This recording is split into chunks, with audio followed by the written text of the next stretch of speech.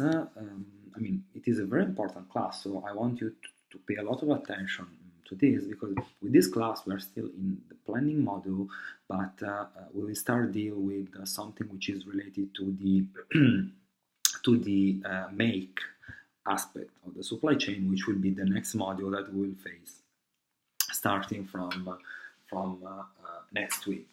Because today we're going to talk about some introductory concept on inventory management. This is the agenda, so we just have some introductory basic concept, because I mean we never deal with inventory management since now. Then we will make some overview of stock typologies, main cost item associated with carrying inventory, and then some KPIs and measurements to control inventory. Okay, first of all, let's start with the definition. Okay, so as you can see from here, we can say that inventory is all the materials, the components, the semi-finished goods and finished goods which are stored somewhere waiting to be processed. And I mean, these materials, components, semi-finished goods and finished goods can be all the company tangible assets, excluding building, excluding equipment, excluding machinery, excluding plant and transportation vehicles. So all, let's say, the fixed assets of the company. According to this, I would like to make a distinction between what is inventory and what is called instead stock. Inventory refers to the physical quantity of materials, components, and finished goods which are stored by the company in the supply chain. So the physical quantity, the physical units. While instead the stock is the monetary value of materials. So each unit has a cost or a value associated. If we multiply quantity per value, we obtain the value of stock. So the monetary value of materials, components, semi-finished goods and finished products. Why I'm telling you this? For giving you the definition, but also because I often use, and often supply chain people use this in a complementary way, which is correct.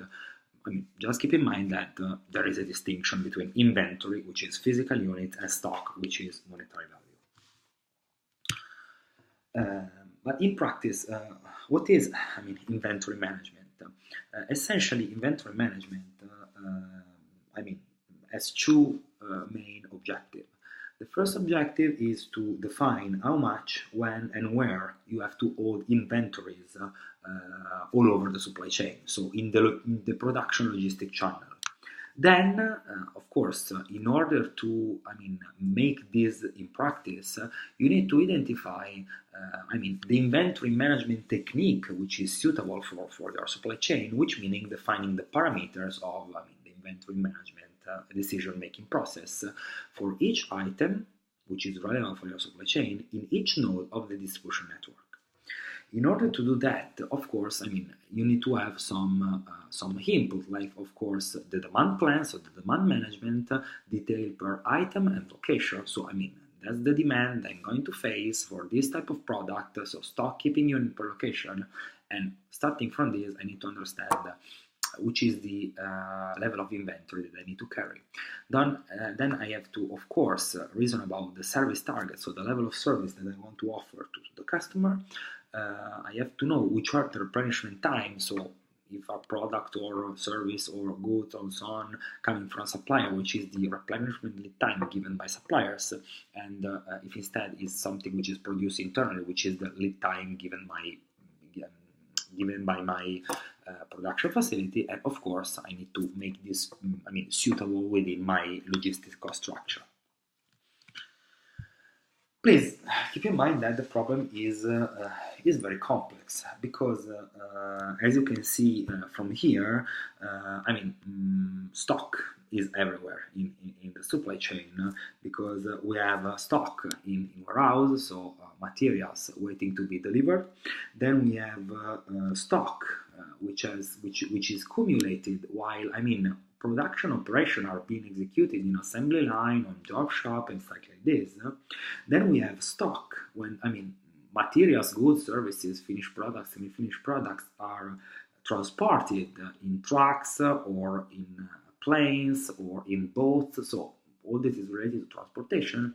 Then we have also stock when there are activities, internal activities like quality control. So when people control the quality of the product, and this is, more technical. We have also stock when we execute some logistic activities apart from picking and handling from warehouse, like for example cross-docking. So cross-docking means receiving goods coming from different locations and from different transportation means, and reassembles this variety to be transported again in a different way. So while we do this, you see that this is a cross-docking warehouse. You see that internally there are a lot of stocks that is stored inside and needs to be processed. But this is actually a level of stock that the company should consider in this decision-making process. In practice, inventory management deals with the definition of what we call the replenishment policy, which means, defining the level of inventory along the supply chain. So, for each node of the supply chain, for each node of the supply chain and for each level. So in the supply chain, the nodes are represented by, the different step of the supply chain, like supplier, like manufacturer, like distributor, and the level instead are, the actor that are present at the same node. So we need to define the overall amount of stock at each node of the supply chain, and also the overall and also detailed stock at each level. Okay, for supplier 1, supplier 2, supplier 3, plant 1, plant 2, warehouse 1, warehouse 2, warehouse 3. So a very, very complex, problem. But why companies and supply chain need to care about inventory management?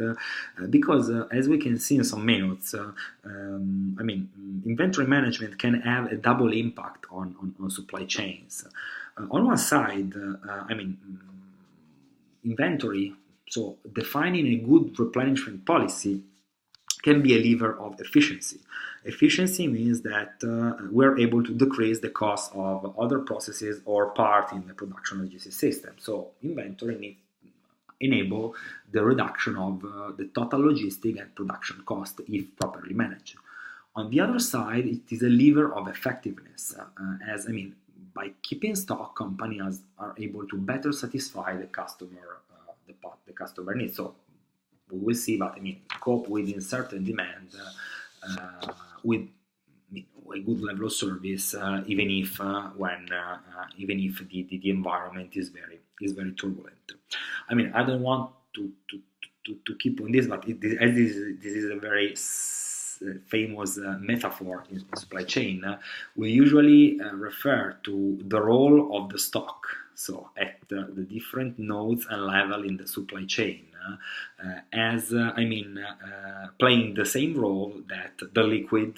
This is an hydraulic circuit. So the hydraulic circuit as a continuous flow is if in each tank the level of liquid, which can be in this case water, is properly set. So if there is the proper level of liquid in each tank, the hydraulic circuit works very well. And you can compare the level of liquid to the level of stock in the supply chain, as the level of stock plays the same role that the level of liquid, that the rules of the level of liquid in an hydraulic circuit plays in this type of of environment. But anyway, it's just something that I would like to recall, but it's not essential to have understood this metaphor, but it's very famous. But now let's deep dive in these two aspects. Let's clarify these two aspects related to inventory management. So lever for efficiency and lever for effectiveness. First of all, inventory management is a lever for efficiency because it allows decrease in operational cost. What does it mean? It means that on one side, thanks to inventory, companies are able to decouple two different production phases or supply chain or supply chain level, internal or external, making them independent. As you can see here, inventory, this is the inventory, we already see this notation, this is the inventory. Thanks to the inventory, firms are able to decouple, for example, phase 1 of the production from phase 2 from the production, because inventory plays a buffer role between different production phases or different levels and nodes of the supply chain, which can then be organized independently. So each one goes at its pace and its rate, and it doesn't have to care to be aligned to this one, because the stock plays a buffer role. So, I mean, stock plays enables the positioning of the decoupling point. Then, and this is, we already mentioned this aspect about the stock, which is, also even more important is the fact that when you have stock, you reduce the need of operational flexibility from your company. Because what happens is what you see here. Market usually give a company an uncertain and unpredictable demand that need, to be satisfied, need to set properly production plan and properly production activities. Of course, if there is nothing between the final demand and my supply chain system, I need to cope with all this demand variability and unpredictability. If instead I put inventory, which, also in this case is what we can call a buffer, the presence of inventory enables the possibility to smooth the variability and the uncertainty of this unpredictable demand. Making the capacity needed for the production system, in this case, in this example, more leveled. So making production more manageable, because you see, variability is smoothed, and even if this is the real demand, what I perceive as, the presence of units already manufactured or already produced or already supplied in stock, can cope with some of this variability. Even if the demand is very uncertain, the capacity I need to set to cope with and to follow this type of demand is, much less variable than the demand itself. So, and this is also, of course, convenient for the management of the production system. So, on one side, it allows the coupling of different operation activities. On the other, it is able to smooth the variability of an external variable, the demand, and thus, reducing the need of operational flexibility, because to follow this crazy demand, I need also very flexible production system, able to change the production rate from 1,000 to 100 to 1 million to 1,000 again, and so on. Thanks to the inventory, a smooth demand, and so production system becomes also more manageable. But let's see this with an example, because we talk about flexible production system, which is the difference between flexible production systems and rigid production system. Here it is.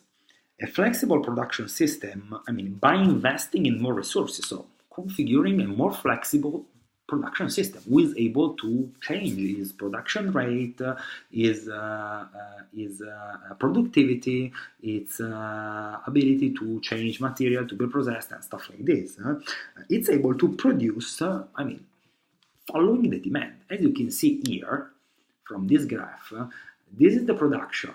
Okay, these are the sales, so the demand, and you see that they are aligned. So in each period, I can produced exactly, or I have been able to produce exactly what the market is asking me. So this means that I have invested in flexibility. So my production system is very flexible because I can follow the demand. So higher cost of investment. Instead, I have lower inventory cost because I don't need to have cost of inventory in order to smooth this variability, because I can manage this variability with the flexibility of production system. Instead, let's have a look at what rigid production systems look like. Of course, not being flexible to be efficient, there's the need to produce at a constant rate. So you see, for example, there is the average value of production for every month, while instead, the demand has different value. So the rigid production system produces at a constant rate during the year, and stock are accumulated during low demand period, like here. So I'm producing more than demand, and I'm accumulating inventory. And then when there are peaks and my system is not able to follow these peaks because it has limits in, for example, the production capacity, I can use stocks that I have accumulated the period before in order to satisfy the demand that is not covered by the production of the period. Of course, this system is more efficient to be designed and built because there are no investment in operational flexibility, but of course it's less efficient in terms of inventory because I have more quantity in stock. It means that also higher cost if we think about the fact that inventory can be associated to specific value, so to a specific cost, so higher inventory to cope with the demand and higher the cost. There is no good or bad solution. I can tell you for sure that having rigid system can have also bad consequences, because if you look at this example, which are the cost of low flexibility, you see a perfect example of what a rigidity implies. For in the first case, you see that the demand is very different. Okay, you have just 3 peaks of demand in the first 3 months. Of the year, so January, February, and March, and then nothing more. Your production system is just able to produce 10 in each period, and instead the demand is 40, so it means that you need to satisfy this demand with the accumulated inventory in the previous year, which, if we transport this in the future, means that even if when you don't experience demand, you need still to produce at this constant rate, because then when January, February, and March will come again here, you can use this stock to cover with this 3 peak of demand.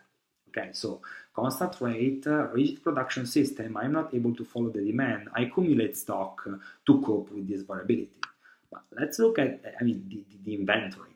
The inventory, you see that there is an increase at the start of the year, then the inventory is consumed, but then it starts growing again. So you see that in this case the average level is 45 units, and in terms of quantity and also value is very inefficient, because you see you have a different, totally different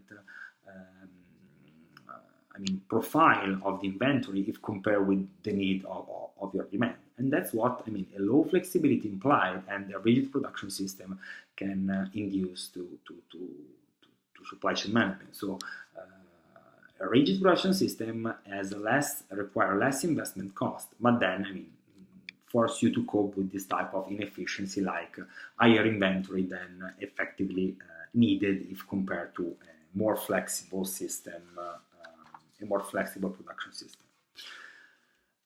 This is, related to the decrease of operational costs. So using inventory to, try to reach higher efficiency. Let's switch for a second to the effectiveness aspect, which means that, thanks to inventory, I'm able to give customer a higher service level. Because if you see here, inventory represents buffer capacity of materials, components, semi-finished goods, and final products, which allows company to reduce the order delivery cycle time. Because if you already have a stock, a materials, a goods, a services, a semi-finished product, a products, and stuff like this, you don't have to produce by yourself or through a supplier. So it means that this production time is saved. And the delivery cycle time can be cut down from this. Then you assure continuity of production if we are talking about supply inventory, or delivery if we are talking about warehouse inventory, because if you have a product in stock, you are sure that you can deliver it. If you need to produce or supply that, there can be associated risk that, cannot make production or supply or distribution continuous during time. And of course, when you have the higher the stock, the less is the stock out probability. So the probability that a customer is asking for something that you are not able to provide at the specific date and time that he needs to. You have a lot of KPIs, and we will deal with that after, in order to calculate how inventory can impact the customer service level and your effectiveness. For example, one is what we call the stock coverage rate.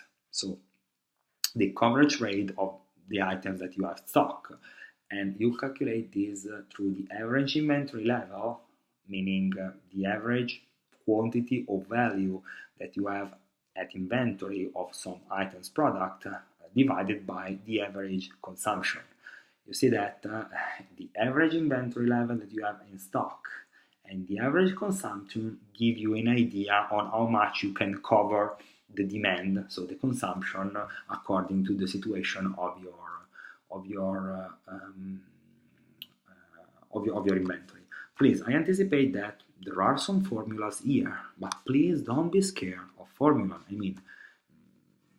Independently from the items that are included in the formula, all the formula are very simple. So they are just, ratio or multipliers and so on. So it's just a matter of understanding the meaning of the numerator, denominator of the different terms. But don't be scared, because they are basic and very important, because then when in company you read, for example, inventory report, you will have a lot of this kind of stuff. So it's also an investment for your future in trying to think and reason about this right now.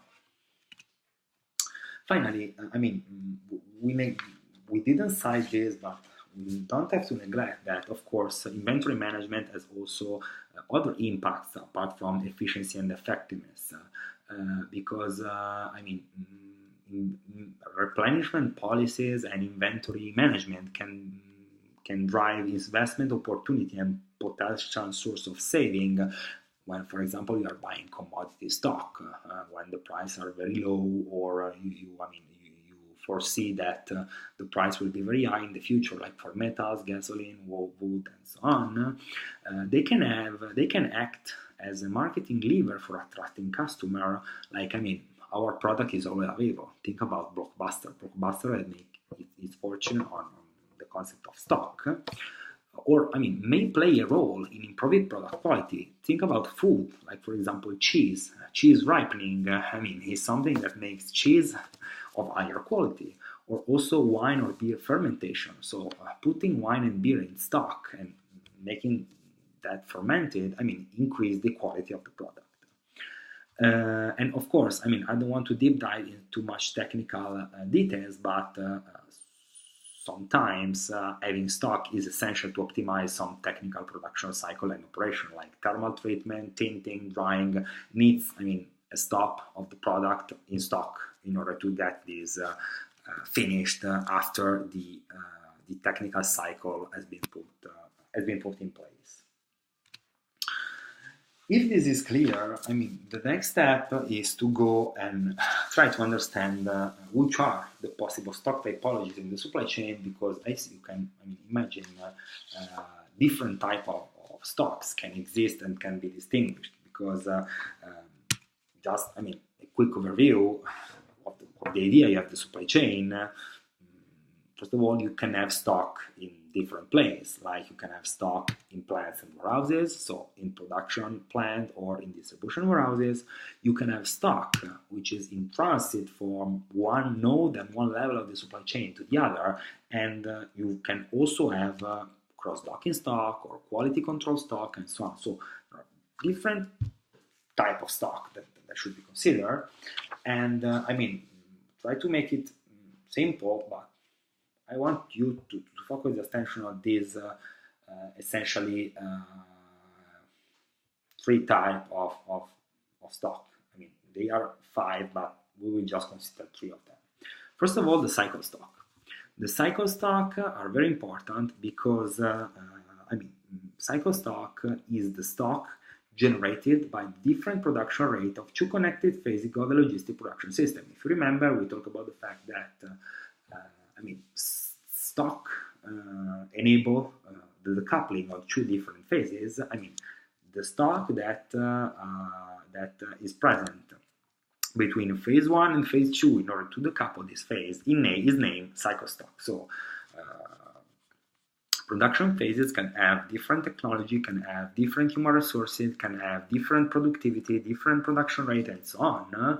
In order to give them the ability to keep these differences, we put cycle stock between one and the other one, and so on. However, the cycle stock is dimensioned, and we will see that, under the hypothesis that the variability of the final demand and the variability of the time of the replenishment of cycle stock is zero. However, stock, of course, can be consumed in an unpredictable way and can be replenished in an unpredictable way. So you may need safety stock in order to cope the variability of demand and replenishment lead time that can lead to undesired consequences. So these are the first two relevant type of stock. The third relevant type of stock I want you to remember are dead stock. Dead stock are instead stock that you hold in inventory and which have lost the market value. For technical obsolescence, dead trend, or expiration, but this stock that is no more usable for some reason. Then you have also, speculative stock, so excessive stock generated not by, production logic, but by the convenience to buy some goods just because of a low price or the prices increase or forecasted. This happen, I already told you, especially with commodities, when instead there is strategic stock, which is further buffer more than cycle stock and safety stock carry in the supply chain for critical goods, like if they are constraining the production cycle or the supply allocation, stuff like this. More than the cycle stock and the safety stock, I can also hand strategy stock. But these are not really important. We will not consider this one. We'll just focus the attention on the first three. And let's deep dive in this. Let's start with cycle stock. First of all, let's recall cycle stock is the stock generated by the different production rate and organization of two decoupled phases. So the first question is can be, okay, given this, how much cycle stock is usually present in a production system? Because there are different phases, so how much cycle stock? This is the rules. Cycle stock inventory is usually equal to half of the reorder quantity, or namely half of the demand a company experienced between two reorders. Let's make it an example. Let's consider a company which has an average daily demand of 500 units. Let's consider two cases. One in which the company does a weekly reorder, so a weekly replenishment of the inventory, and one case in which the company makes a daily reorder, so a daily replenishment of the inventory. We can map, how the inventory is consumed during time in the two cases, and we will see that in the first case, the consumption will be like this. So I start from a certain level, then I need to cope with the demand, so the inventory is consumed, and when it reaches the zero level, it is replenished because we put an order and we replenish the stock at the initial level. Okay, this is in case of weekly order. Of course, if we do a daily reorder, every reorder would be lower than the case of weekly reorder. So in this case, the graph will have the same profile, but will be smoothed in terms of maximum and minimum values and stuff like this. Saying that, the question is, how much cycle stock is usually present in a production system? So you want to identify the average level of the cycle stock, And the rules is that cycle stock is usually equal to half of the reorder quantity or half of the demand a company experiences between two reorders. In the first case, you can see here, the cycle stock will be equals to, or the daily demand, okay, multiplied by 5 days, because I do a weekly reorder, so my inventory should be able to cope with 5 days of demand. So 500 multiplied 5 ratio 2, okay, half of the demand the company experienced between two reorders, okay, 500 multiplied 5 ratio 2, 1250. Here instead, I just have to cope with 1 day, that the replenishment time is 1 day, so 500 multiplied by 1 ratio 2 divided by 2, so 250, which is, the same you have reached if you consider that, the quantity replenished is 2,500 units here and 500 units here, so just dividing this by 2, you will have obtained the average cycle stock. So for the weekly reorder, the reorder takes place on a longer time period, you will have more stock, because in 1 week you need to cope with the demand of 1 week. So you have to have an average stock able to cover with 1 week of demand. So you will have 2,500 units of replenishment, and on average 100 to 1,250 units in stock. Here instead, you just have to cope with the daily demand, so replenishment is 500 units and average stock is 500 units ratio 2, so 250. Of course, as we already talked about, the inventory consumption, which have been shown previously, assumes that there is no demand variability and no delivery time variability. So, in the week that I need to cover with my inventory, I assume that the demand is exactly, 2,500 or 500 days, and when I ask for the replenishment, they say that they are going to replenish my stock 1 day, and this will be 1 day. However, this is not real, so variability in the demand exists, so it's not given that the demand will be 2,500 units per week, and also variability in the lead time exists, so it's not said that the supplier will deliver you products in 1 day, can be 1 day and a half, can be less, can be more, and also it's valid if it's not supplier, it is the internal production system. So it means that you may have to face more variability, and if you understand the rules, more variability means higher inventory, so higher inventory to cope with this risk. And in this case, what we call safety stock arise. Let's see an example. Here, you see that in the first case, when you reach the reorder level, so here, okay, you just put the order, okay, and then being in a situation when the delivery time is fixed and the demand is constant, you will be sure that after 7 periods you will receive the goods, and the materials you hold in inventory will be enough to cope the demand. So here you reach the reorder point. So reorder point is, we see in detail, is a level of the inventory when you say, okay, it's time to reorder. It is in this case, okay? And as you are sure that your delivery time is 1, 2, 3, 4, 5, 6, 7, and here, you will be sure that after 7 period you will receive the goods, okay? Because there is no variability. And more, as there is no variability in the demand, you are sure that in this 7 period you will, face exactly this demand. It means that this inventory will be enough to cope with this variability, with this demand, with no variability, and you are sure that after 7 period, your inventory level will be take again at the same level. So then starts again when you reach again this level. this will the same process will be repeated. Instead, here, you can see that when you reach the reorder level here,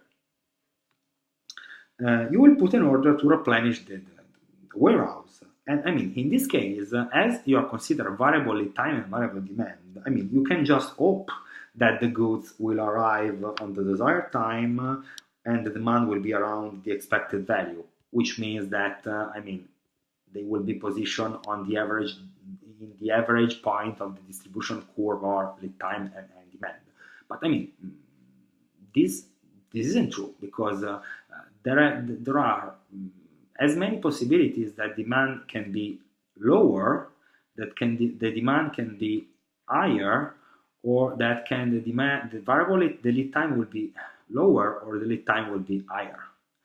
In all these cases, you need to fix, because inventory, especially when this is higher than expected and this is higher than expected, this inventory is no more able to allow you to cover the final demand.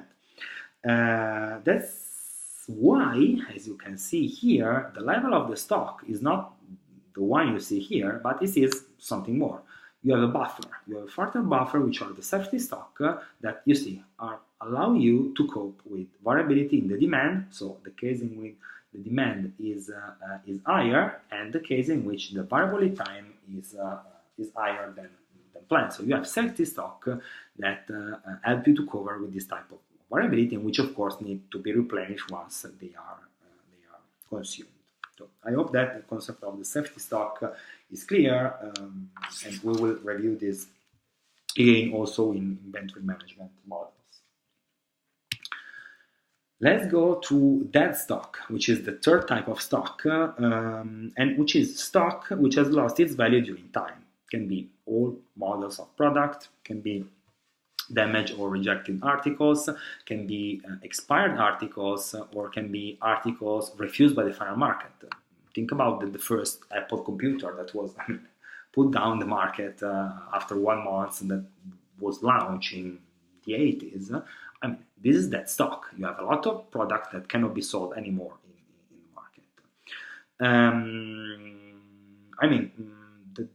If you try to map the value and the time, and how to see how can the value of the product decrease during time, we can have two options. The case in which the product is gradually, being put out of the market. So this is the out of the market trend. So the stock constant lose its value during time, and this is the case in case of old models or article refused by the final market and stuff like this. While instead there is a more rough trend like this, which happens usually when there is a discontinuity in technology or in material, something like that. So when, for example, technical obsolescence is experienced, and you have a good level of value, but which collapse immediately due to exogenous events like the launch of a new technology. Think about Polaroid and the cameras when the digital the digital camera were entering the market. Like this, value lost immediately. But this is just the concept of that stock, which is stock that you hold that is no more useful for serving the market or the internet. I will allow to make your sympathetic with the fact that companies are also struggling in inventory management, because inventory management means implies company cost. Implies company cost because when we deal with inventory management, we have two types of costs that need to be considered. On one side, we have what we call stock maintenance cost. Stock maintenance cost relates essentially to all the costs, related to the fact that we are storing products in a certain place. So we have storage cost, like related to space, insurance, handling, picking, financial costs related to the fact that we are tying up some capital, and possible depreciation and obsolescence cost related to the fact that we are putting materials there, and I mean, we don't know what happens. Then we have also process cost. I mean, to put inventory in physical spaces, we need to make some process, like putting production order, purchase order, talk with supplier, talk with production people, and stuff like this. And process, of course, cost to the company. So let's see how to calculate or how to be familiar with this type of cost. Let's start with stock maintenance cost and financial cost. I don't want to deep dive too much on this, but financial costs are all the costs associated to the fact that the company is using capital of shareholders to buy goods or produce goods, while, I mean, this capital can be invested in other financial activities. The idea is the one, I mean, I make it simple.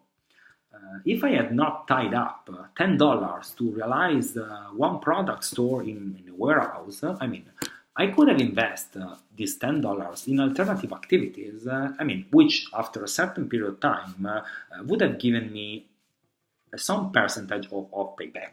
Okay, so that's the idea.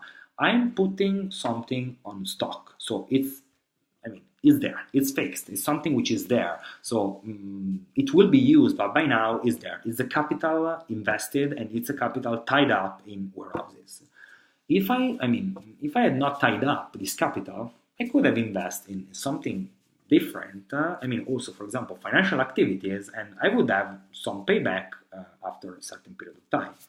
This is usually expressed through an index,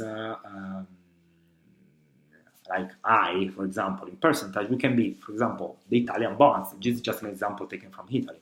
Italian bond gives you 1% every year, or every 6 months, depending for bond. So if I would invest this $10 in Italian bonds, after 6 months, I would have had 1% return. Or you can invest in Fiat stocks. Fiat stocks giving you 7.5%, of course, with variance per year in case of more than 100,000 of investment. Or you can invest in gold derivatives. Gold derivatives gives you a gain of 12% in 62% of cases. So, according to the characteristic of your company, you need to understand which is your I index most suitable for which you should evaluate the financial cost associated to stock. Let's go to storage cost instead. Storage costs are costs related to, occupancy of space in plant and warehouses, like renting, space conditioning, space heating, space lighting, and stuff like this. They are costs related to having goods insured, like theft, fire, and stuff like this, and costs related to handling and taking goods and product. A really easy example. Let's consider this washing machine. You see there are 4 washing machines stored in a plant in a warehouse. Okay. Let's imagine that we have this data. So you have the renting and service cost are $809,000 per year for renting and service costs. So healing, conditioning, lighting, and stuff like this. The space in the warehouse is 3,240 square meters. The renting cost per square meter is €250 per square meter, okay? And the space occupied, if you can see here, is 1.4 meter multiplied by 1.6 meter, okay? This is the dimension, so 1.4 plus 0.8 plus 0.8, and give you 2.24 square meter, but these are 4 units, okay? So if I want to know the cost of the single unit, I should multiply the 2.24 square meter for the cost for square meter, so these two variables, but then dividing by 4 for units, because I just want the unitary cost. And I will see that each washing machine will cost to the company, a storage cost of $140 per unit, easily coming out from this calculation. Then, I mean, also in this case, I don't want to push too much on that, but financial cost, then we have storage cost, and we also have to take in consideration the depreciation and obsolescence cost. How we can calculate the depreciation and obsolescence cost? I have items on stock, okay? That's the idea. Okay, I repeat, don't be scared by formula because they are very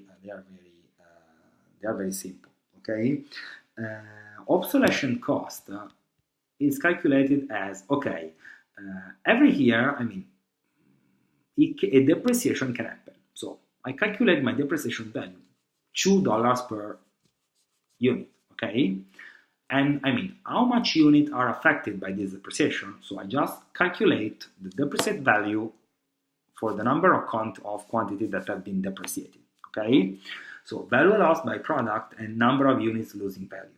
Once I have this one, I have the total obsolescence cost. I can also, calculate the average percentage of obsolescence, which is this value. So I have $1,000 of obsolescence cost. Okay, if I divide this with the average cycle stock, so the cycle stock that we are calculating like half of the demand between two reorder point, we see, on average, which can be the average depreciation rate that the company can experience. If this value could be, like, for example, 4%, it means that on average, a company for items that has in stock will need to expect a 5% of depreciation in value according to the number. But very easy. Apart from the formula, it's very easy calculation. So total depreciated value divided by average cycle stock. Let's take back with our example. So our example of the washing machine, and just add some more data. So we have the same data that we've seen before. We just say now that there are no depreciation costs and financial costs are 5%, and the production cost is $300 per unit. The stock maintenance cost is storage cost plus financial cost, which is $140 per unit, which we already calculated before, plus 5%, which was, the financial cost associated with the fact that if I would have not invested in this kind of activities, I could have invested in something more, multiplied by 300, so the product cost. So if I would have not invested this $300 in producing this washing machine store there, I could have invested this $300 in something else and gaining back 5% of gain, let's say $15 per unit. If I sum up all of this, I obtain that the total stock maintenance cost is $156 per unit.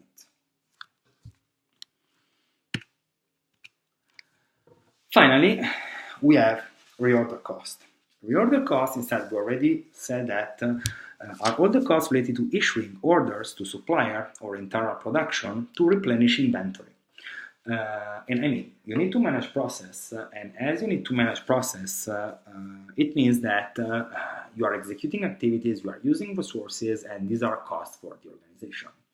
So it means like check product availability and discuss condition, order preparation, order management, goods control, and reception management, and stuff like this.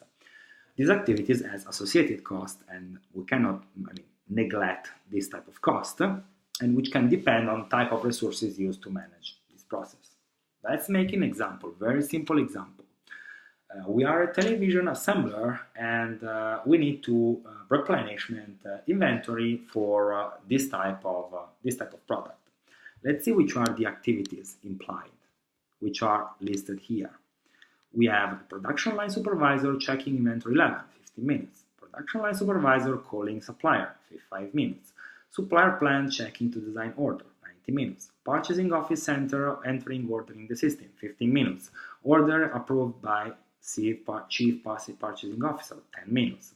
Supplier agrees with the housekeeper date and mode delivery, 5 minutes. And delivery and control of goods, 55 minutes. Order closure, 5 minutes. Invoice payment and reconciliation, 50 minutes.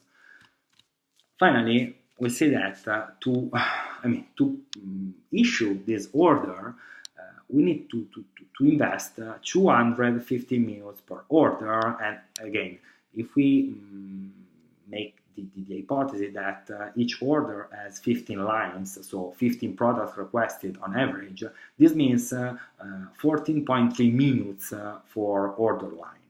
If we estimate that the average hourly cost of employees is 20 hours and is $20 per hour, it means that the average cost per order line is, so the average cost per product, because usually one product is associated with an order line, is 20 multiplied by 15 ratio 60, so $5 per order line.